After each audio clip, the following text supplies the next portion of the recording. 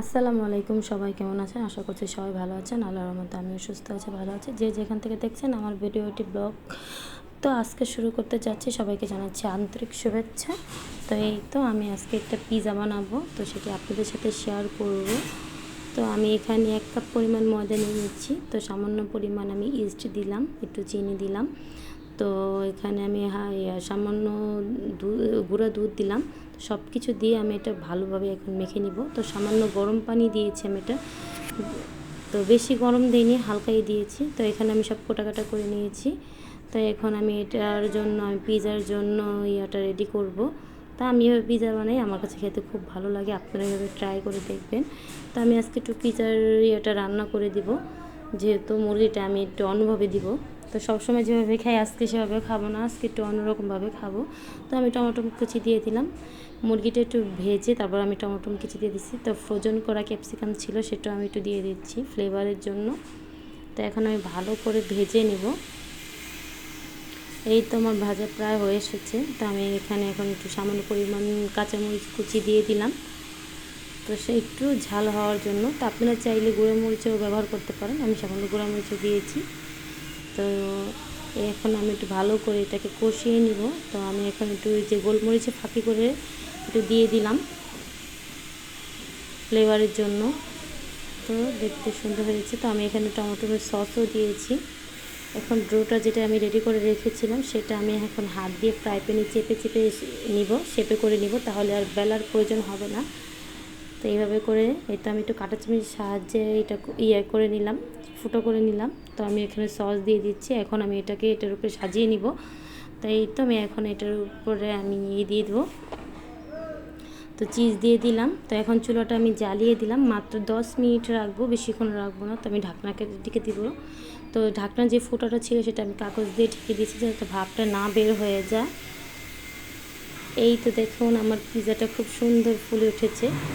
তো এই তো রান্না করে দিয়েছি বলে উপরে তেল তেল একটু ভাব হয়েছে, তো খেতে খুব মজা হয়েছে। তো এই তো দেখুন আমার পিৎজাটা একদম নিচে লেগে যায়নি, খুব সুন্দর হয়েছে।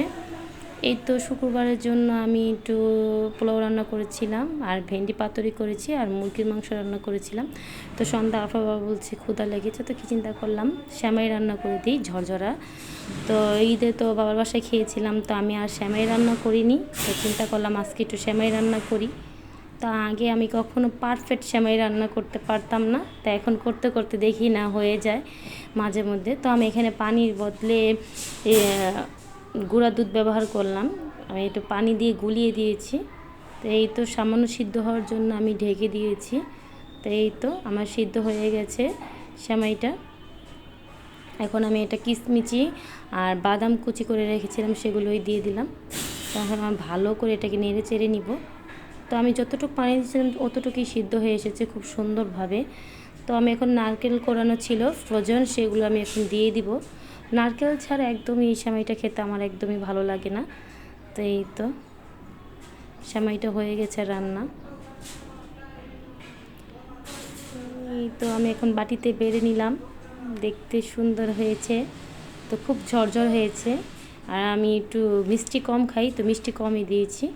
এই তো সকালবেলা আরফা বলছে যে খিচুড়ি খাবে, তার জন্য আমি প্রেসার কুকারে খিচুড়ি বসিয়ে দিলাম।